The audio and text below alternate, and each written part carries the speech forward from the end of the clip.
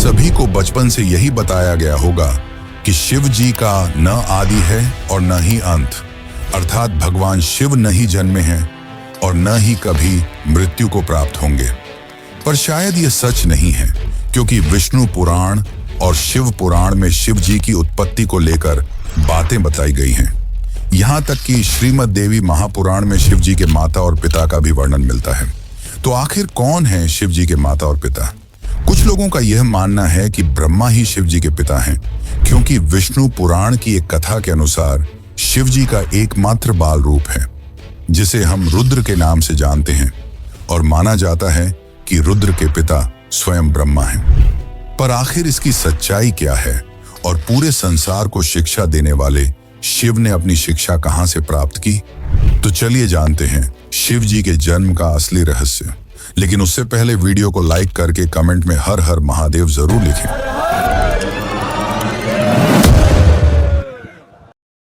शिव पुराण के अनुसार शिव जी अजन्मे हैं, यानी कि उनका जन्म नहीं हुआ है, और वे स्वयंभू हैं, यानी कि खुद से ही उत्पन्न हुए हैं। क्या इसका मतलब यह है कि शिव जी के न तो माता हैं और न ही पिता? लेकिन विष्णु पुराण में तो कुछ और ही लिखा मिलता है, जिसके अनुसार विष्णु जी के नाभि से निकले कमल से ब्रह्मा जी की उत्पत्ति हुई और उनके माथे के तेज से शिव की उत्पत्ति हुई, जिसके कारण शिव जी को ज्यादातर समय ध्यान मुद्रा में दिखाया जाता है। लेकिन शिव पुराण में तो इसका उल्टा लिखा मिलता है, जिसके अनुसार एक बार जब शिव जी अपने घुटनों को मल रहे थे तो उनके घुटनों के मैल से श्री हरि विष्णु की उत्पत्ति हुई। अब इस मामले में तो दोनों पुराणों में अलग अलग बातें बताई गई हैं, परंतु विष्णु पुराण की एक और कथा के अनुसार ब्रह्मा ही शिव जी के पिता हैं। क्या यह सच है? तो चलिए जानते हैं इसकी सच्चाई। लेकिन उस कथा को समझने से पहले एक और कथा को जान लेते हैं जो काफी ज्यादा प्रसिद्ध है। और इसी कथा के अनुसार शिव जी को आदि अनादि का दर्जा मिला, यानी कि न ही उनका कोई शुरुआत है और न ही अंत। दरअसल एक समय की बात है, भगवान विष्णु और ब्रह्मा में यह बहस छिड़ गई कि उन दोनों में से कौन ज्यादा महान है। ब्रह्मा को अपने सृष्टिकर्ता और सृष्टि को रचने का अभिमान था, वहीं विष्णु को इस जगत के पालनहार होने का घमंड था। दोनों के बीच की बहस काफी बढ़ गई और तभी दोनों के बीच में एक विशालकाय खंभा आ खड़ा हुआ। उस खंभे के अंदर से आवाज आई कि जो भी इस खंभे का आखिरी हिस्सा खोज लेगा वही सर्वश्रेष्ठ होगा। यह सुनकर दोनों ने खंभे का आखिरी छोर खोजने का निर्णय लिया। ब्रह्मा जी ने एक हंस का रूप धारण किया और खंभे का ऊपरी हिस्सा खोजने के लिए उड़ चले। वहीं विष्णु ने एक वराह का रूप लिया और खंभे का निचला हिस्सा खोजने को निकल पड़े। हजारों वर्षों तक खोजने के बावजूद दोनों को उसका आखिरी छोर नहीं मिला, जिसके पश्चात वे थक हार कर वापस लौट आए। अंततः खंभे के भीतर से शिव जी प्रकट हुए। यह कथा यह दर्शाती है कि शिव जी का न तो आदि है और न ही अंत। लेकिन दोस्तों, क्या आपको पता है, इसी दौरान जब विष्णु और ब्रह्मा थक हार कर वापस लौटे और जब शिव जी प्रकट हुए, तब उन्होंने दोनों से पूछा कि क्या आपको खंभे का आखिरी छोर मिला? विष्णु ने निराशा भरे शब्दों में कहा कि मैं इसका आखिरी हिस्सा खोजने में असफल रहा, परंतु ब्रह्मा जी ने यह झूठ बोला कि वह इसका आखिरी हिस्सा खोजने में सफल रहे। यह बात सुनकर शिव जी काफी क्रोधित हुए और ब्रह्मा को श्राप दिया कि आज से पृथ्वी लोक पर तुम्हारी कोई पूजा नहीं करेगा, जिसके कारण आज भी ब्रह्मा जी का न तो ज्यादा कोई मंदिर है और न ही उन्हें पूजा जाता है। वैसे दोस्तों, इसके पीछे एक और कथा है जो भगवान ब्रह्मा और उनकी पुत्री से जुड़ा हुआ है, पर हम उसकी बात किसी और वीडियो में करेंगे। अभी हम ये जान लेते हैं कि क्यों शिव जी को ब्रह्मा का पुत्र बताया जाता है, आखिर इसके पीछे क्या सच्चाई है। तो चलिए अब इस कथा को भी जानते हैं। विष्णु पुराण के अनुसार सृष्टि के प्रारंभिक काल में जब सब कुछ यानी कि पूरा ब्रह्मांड जलमग्न था, न कोई देवता, न दानव और न ही कोई जीव जंतु, तब केवल श्री हरि विष्णु ही क्षीर सागर पर शेषनाग पर विश्राम कर रहे थे और उनकी नाभि से निकले कमल से ब्रह्मा जी की उत्पत्ति हुई। इसके पश्चात ब्रह्मा जी और विष्णु जी इस सृष्टि की उत्पत्ति और रचना को लेकर बातें करने लगे। इसी दौरान शिव जी भी वहां प्रकट हुए। जब शिवजी वहां प्रकट हुए तब ब्रह्मा ने उन्हें पहचानने से इनकार कर दिया, जिससे शिव रूठ गए और वहां से चले गए। तब विष्णु ने ब्रह्मा को दिव्य दृष्टि प्रदान की, जिसके पश्चात ब्रह्मा जी को अपनी गलती का एहसास हुआ। तब ब्रह्मा जी ने शिव जी से माफी मांगी और उनसे यह वरदान मांगा कि वे उनके पुत्र रूप में जन्म लें। शिव जी ने ब्रह्मा की प्रार्थना स्वीकार की और उन्हें आशीर्वाद दिया कि वे उनके पुत्र रूप में जन्म लेंगे। हजारों साल बीत जाने के बाद जब ब्रह्मा जी ने इस सृष्टि की रचना शुरू की, तब उन्हें एक बच्चे की जरूरत पड़ी और तब उन्हें शिव जी का आशीर्वाद याद आया, जिसके बाद ब्रह्मा जी ने कठोर तपस्या की और उनकी तपस्या से प्रसन्न होकर भगवान शिव एक बालक रूप में उनकी गोद में प्रकट हुए। आपकी जानकारी के लिए बता दूं कि यह भगवान शिव का एकमात्र बाल रूप है। दरअसल जब शिव जी बाल रूप में प्रकट हुए तो काफी ज्यादा रोने लगे और जब ब्रह्मा जी ने उनके रोने का कारण पूछा तो उन्होंने बड़ी ही मासूमियत से कहा कि वे इसलिए रो रहे हैं क्योंकि उनका कोई नाम नहीं है। तब ब्रह्मा जी ने उन्हें रुद्र नाम दिया, जिसका अर्थ होता है रोने वाला। परंतु इसके बावजूद भी शिव जी शांत नहीं हुए क्योंकि उन्हें यह नाम पसंद नहीं आया, जिसके बाद ब्रह्मा ने उन्हें दूसरा नाम दिया जो है सर्व। पर शिव जी को यह नाम भी पसंद नहीं आया, जिसके बाद ब्रह्मा ने उन्हें और भी नाम दिए जैसे भव, उग्र, भीम, पशुपति, ईशान, महादेव और इसी तरह ब्रह्मा जी ने शिव जी को 108 नाम दिए और माना जाता है कि यह सारे नाम धरती पर ही लिखे गए थे। पर दोस्तों, शिव जी के जन्म की असली सच्चाई तो अभी तक हमने नहीं जानी। तो चलिए अब हम जानते हैं शिव के जन्म की असली कहानी। आखिर कौन है उनके माता पिता। लेकिन उससे पहले आपसे एक विनती है कि अगर आपको यह वीडियो अच्छी लग रही है तो इसे अपने दोस्तों, रिश्तेदारों और अन्य शिव भक्तों को जरूर शेयर करें और कमेंट में लिखें हर हर महादेव। श्रीमद् देवी भागवत पुराण में शिव जी के माता पिता और उनके जन्म की बातें बताई गई हैं।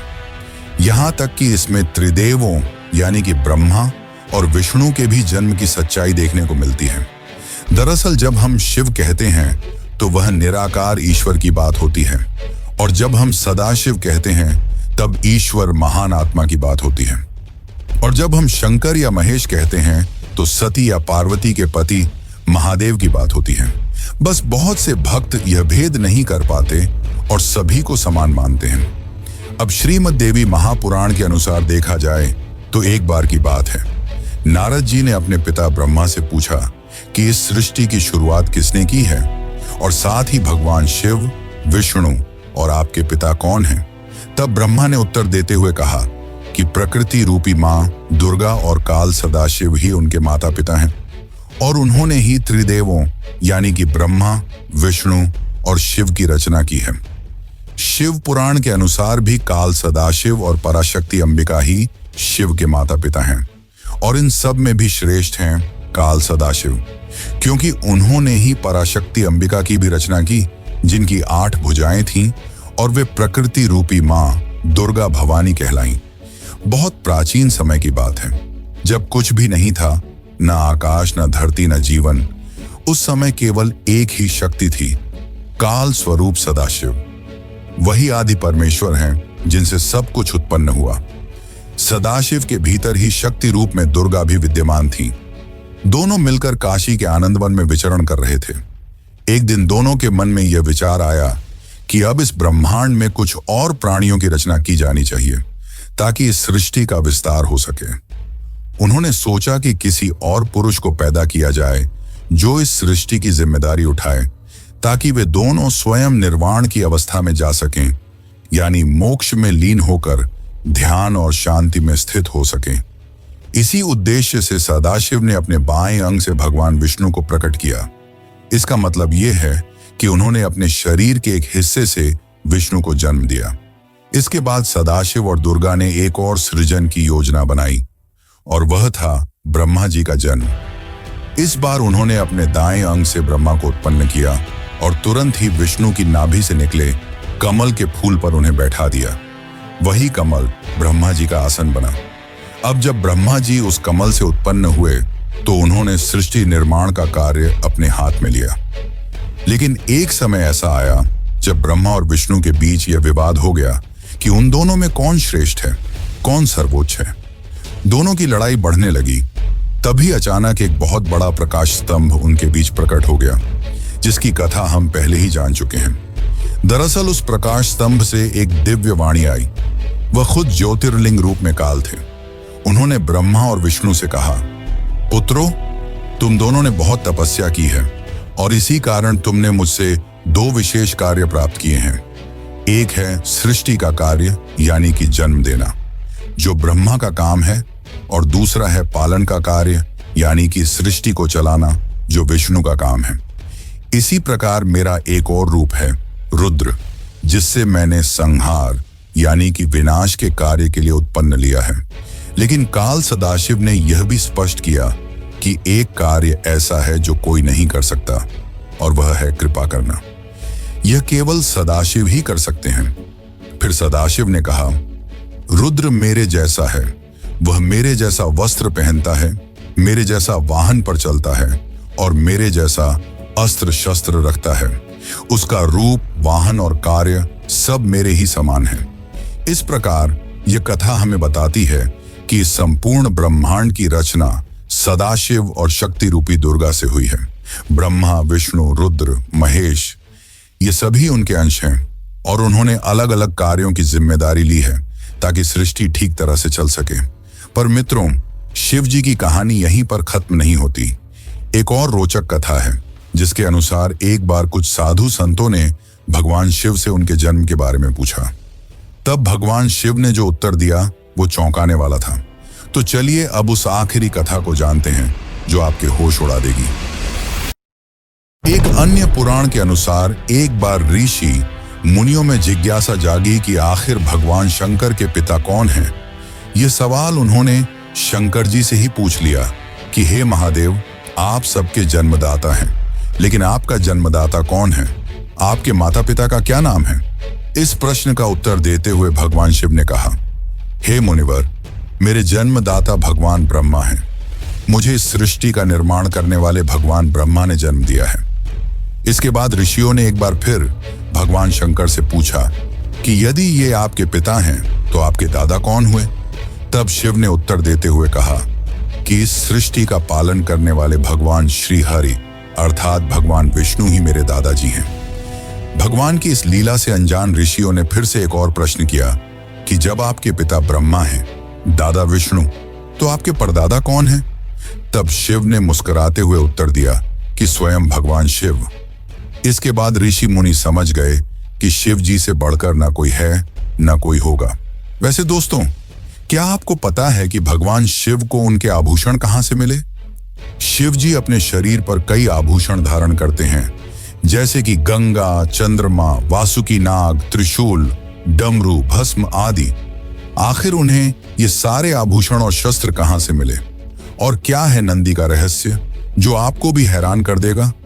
और अगर आप भी इन रहस्यों को जानना चाहते हैं तो हमें कमेंट में जरूर बताइए, जिससे मैं इसके लिए एक अलग से वीडियो बना सकूं। लेकिन इस कथा का तात्पर्य केवल यही है कि शिव जी आदि अनादि हैं, वही अंत हैं और वही शुरुआत हैं।